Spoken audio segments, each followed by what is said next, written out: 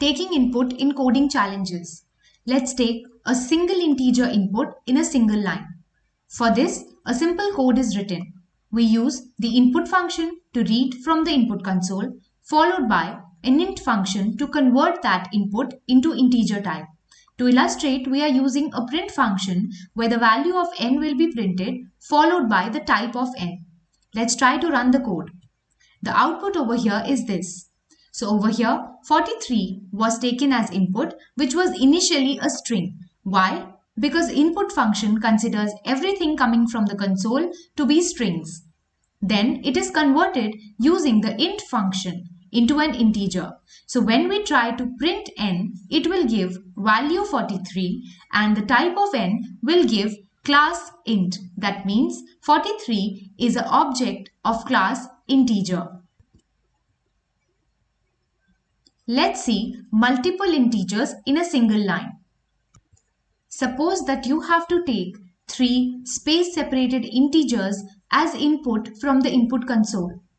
For this, we write one single line in which we have used the map function, int function, input function and split function.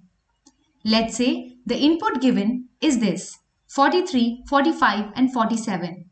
Let's understand step by step that how is this interpreted. First, input.split will read this as 43, 45 and 47 individual strings. The split function basically divides the three values based on the spaces between them. So all the three values are now individual values, but they are strings. All three values are put inside a list. A list is denoted by the square brackets. After this, the map function comes into effect. The entire list of the three inputs, which are originally strings, are now converted into integer.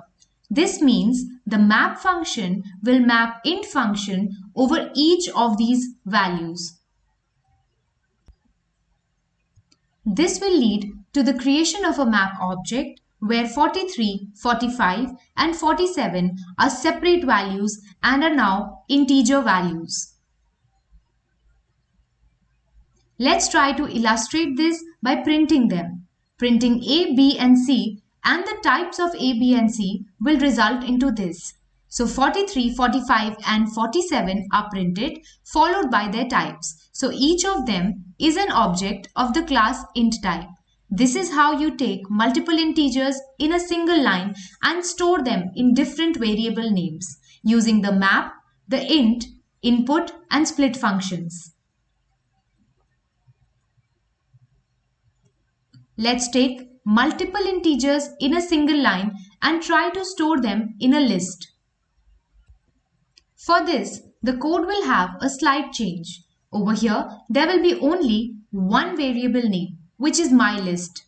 In this variable, an entire list of any number of values that will be inputted on the input console will be stored.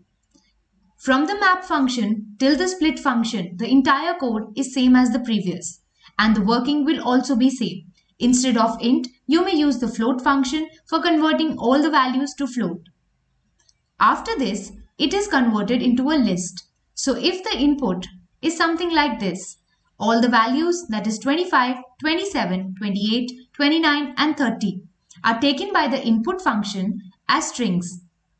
The split function will separate them based on the spaces between them.